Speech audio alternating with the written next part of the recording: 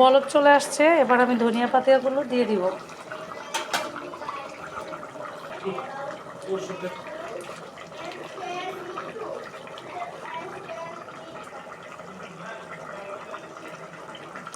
রান্না প্রায় শেষ পর্যায়ে। রান্না শেষে তরকারির কেমন হয়েছে তার একটা পিকচার দিব।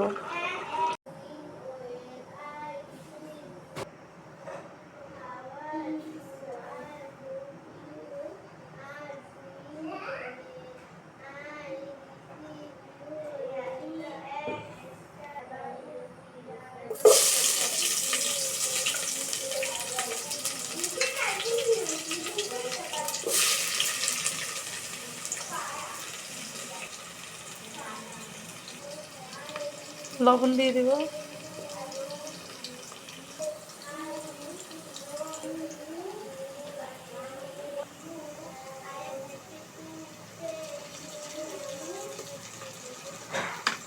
এক চামচ আদা ও রসুন বাটা দিয়ে দিব।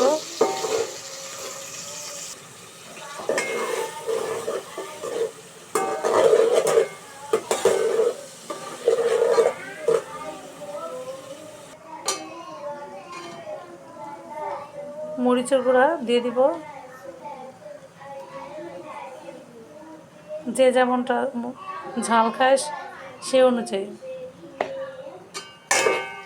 তারপর একটু নাড়াচাড়া দিয়ে নিব। রাঁধুনি হলুদের গুঁড়া,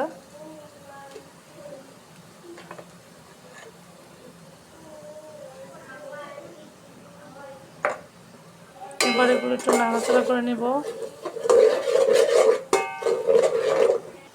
এরপর অল্প পরিমাণ মতো পানি নিয়ে মশলাটা কষিয়ে নিব।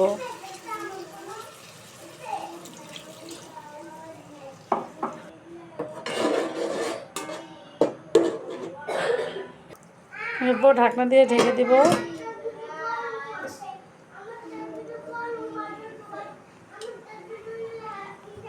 চুলার জাল মিডিয়াম লেভেলে রাখবো।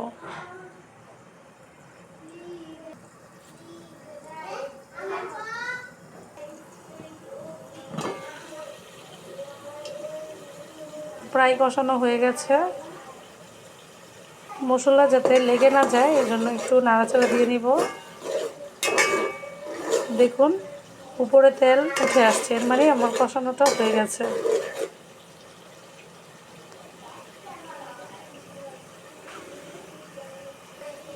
এখন আমি পটল আর আলু দিয়ে দিব। এখন আবারও নেড়ে নেব। এবার আমি হালকা পানি দিয়ে দিব যাতে মশলাটা নিচে লেগে না যায় এবং ভালোভাবে সিদ্ধ হয়। পানি দেওয়ার পর হালকা নেড়ে ঢাকনা দিয়ে ঢেকে দিব। ঢাকনা দিয়ে ঢেকে দিচ্ছি। কিছুক্ষণ পর কষানো হয়ে গেলে এখন আমি চুলার আঁচ মিডিয়াম আঁচে রাখবো।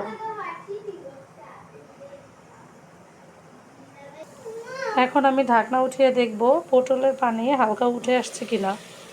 হ্যাঁ, পটলের পানি হালকা উঠে আসছে এবং পটল সিদ্ধ হতে যাচ্ছে। এখন আমি নাড়া দিয়ে নিব। নাড়া দিয়ে নিচ্ছি যাতে পটলগুলো পাত্রে না লেগে যায়। খুব ভালো স্মেল আসতেছে। এখন আমি দ্বিতীয়বারের মতো ঢাকনা উঠিয়ে তরকারিটা নাড়াচাড়া দিয়ে নিব যাতে পাত্রের সাথে না লেগে যায়।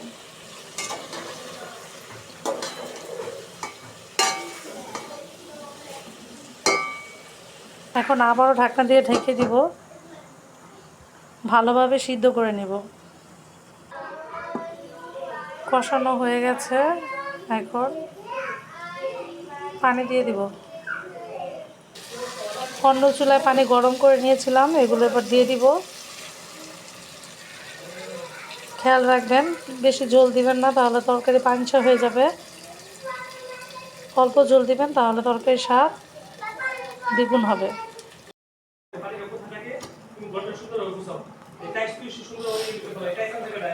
বলক চলে আসছে, এখন মাছগুলো দিয়ে দিব।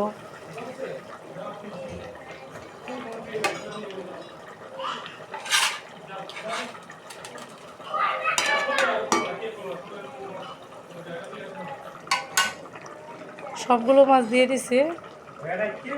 এখন সবগুলো মাছ দিয়ে দিছি। এখন পরে যারা ধনিয়া পাতা পছন্দ করেন তারা ধনিয়া পাতা দিবেন, আর যারা পছন্দ করেন না তারা দিবেন না। এই তো হয়ে গেল আমার পটল দিয়ে মাছের রেসিপি। এরকম করে আপনারা সব মাছই রান্না করতে পারবেন পটল দিয়ে, গুঁড়া মাছ ব্যতীত।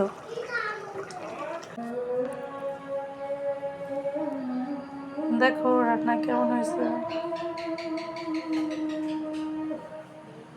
সবাই কমেন্টে জানাবা রান্না কেমন হয়েছে।